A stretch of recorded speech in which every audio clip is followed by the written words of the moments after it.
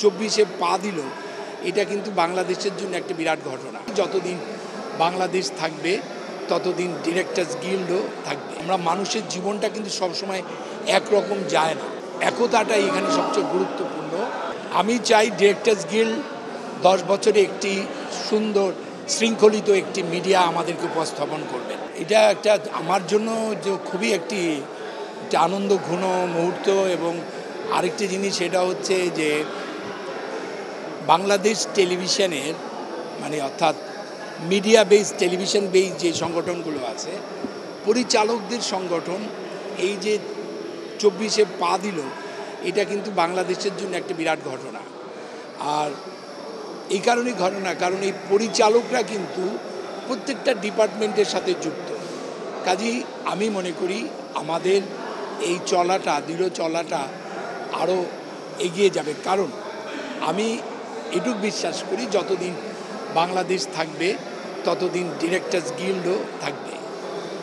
এখন একটা কথা আমাকে এখানে বলতে হয় যে আমরা একটা আমরা মানুষের জীবনটা কিন্তু সবসময় একরকম যায় না, ঠিক একইভাবে দেশটাও তাই।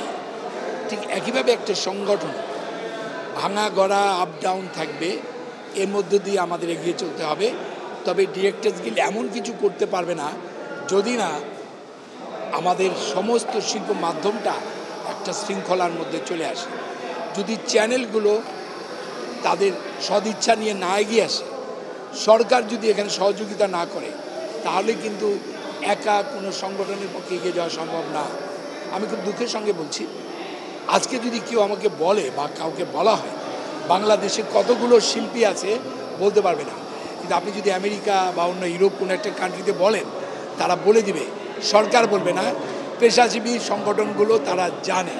কারণ ওখানে কাজ করতে গেলে পেশাজীবী সংগঠনগুলোতে কনসার্ন হয়ে তাদের সাথে অবগত হয়ে তারপর কাজটা করতে হয়। আমরা সেই জায়গাটা পারিনি। আমি স্বপ্ন দেখছি বাংলাদেশ সরকার এবং চ্যানেলগুলো, মিডিয়া, আমরা সবাই একত্রিত হয়ে সে জায়গায় পৌঁছাবো। আমি মনে করি যে এই যে একতাটাই এখানে সবচেয়ে গুরুত্বপূর্ণ। তবে এইটা কিন্তু অনেক বড় ঘটনা, আমরা কিন্তু সংগঠনটাকে এগিয়ে নিতে পারছি। আমি সাকিবের সাথে মাত্র 2টো ছবি করেছি এবং আসলে রায়হান রাফি এটার পরিচালনায় ছিল। এটা তো একটা পারমুটেশন কম্বিনেশনের ব্যাপার, ডিরেক্টর নানা রকম বিশ্লেষণ করে কাজটা করে। সাকিব এখন যে কী ছবি করছে আমি জানি না, কিন্তু আমি সামনে রাফির একটা ছবি করব, হয়তো সেপ্টেম্বরে সেটা শুটিং হতে পারে, হয়তো সামনে আরও করা যাবে। আমার মনে হয় মঞ্চে কাজ চলছে। এই তো 16 তারিখে আমার শো আছে, 99তম শো।